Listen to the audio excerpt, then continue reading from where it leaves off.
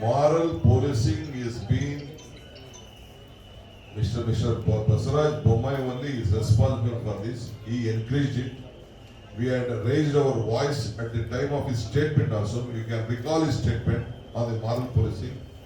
He is responsible, he holds responsible. All the leaders, in the name of the FIR who is there, who has been, the police has been identified. And already it is in my constituency. I know I am in touch with all the police officers. I did not speak still, some clarity would have come. I have got all the photographs from all the leaders which is being accompanied, where the FIR is there. Immediately police has to take action. Home Minister has to resign. 25 lakhs of compensation should be paid to him. It is a boy from Mandya. It is a very great insult.